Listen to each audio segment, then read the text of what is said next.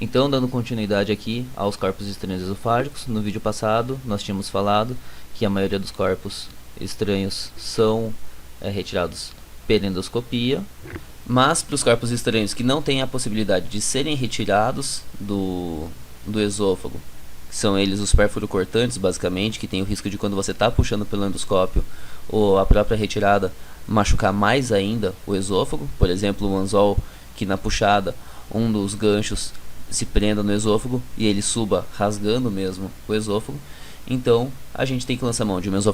esofagotomia, ou às vezes, se o esôfago já está comprometido demais, uma necrose ou uma perfuração muito significativa, necessária fazer a retirada desse esôfago. Em algumas situações em que o objeto seja mais não tão pérfuro-cortante, né, que seja mais maleável, talvez, de alguma maneira, a gente pode lançar mão da gastrotomia e tentar puxar esse corpo estranho, principalmente se ele já estiver no esôfago lá caudal, e puxar esse corpo estranho para o estômago, para não ter que abrir o esôfago. Afinal, fazer uma cirurgia gástrica é muito mais fácil do que uma cirurgia esofágica.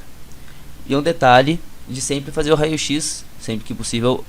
imediatamente antes da cirurgia, porque esse corpo estranho pode se mover. E é uma das piores coisas que a gente tem, por exemplo, abrir um tórax achando que o corpo estranho estava lá, sendo que você podia simplesmente abrir só um abdômen, abrir só o estômago mesmo, porque o corpo estranho já progrediu e saiu do esôfago e caiu no estômago. Então, raio-x imediatamente antes, para você não ser pego pelo peristaltismo ali, né? Ter certeza onde o corpo estranho está, para poder abrir diretamente nele. Os cuidados de pós-operatórios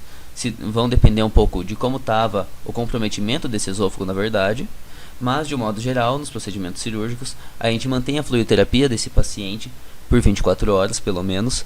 porque é o tempo normalmente que a gente vai deixar o paciente sem água também, sem alimento,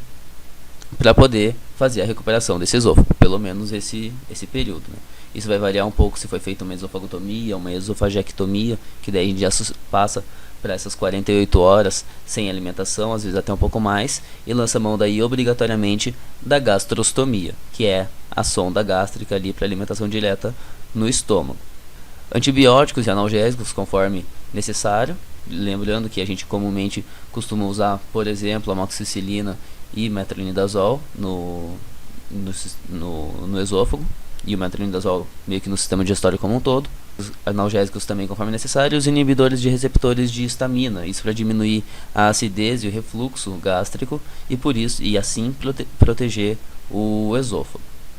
As complicações que a gente tem após o tratamento, após a cirurgia esofágica, são a própria esofagite, que pode acontecer secundária à própria manipulação cirúrgica, uma necrose isquêmica secundária ao corpo estranho, ou às vezes a uma tração excessiva numa sutura do esôfago, a deiscência de sutura, que acaba sendo um dos maiores riscos que a gente sempre vai ter no esôfago, por conta daqueles problemas de cicatrização que a gente tinha falado na primeira aula, a infecção da região, divertículo esofágico diante de alguma distensão muito significativa, de alguma lesão muito significativa que o corpo estranho tenha realizado ali na região, ou a estenose esofágica diante de alguma fibrose por conta da lesão ocorrida, ou até por conta da cirurgia realizada.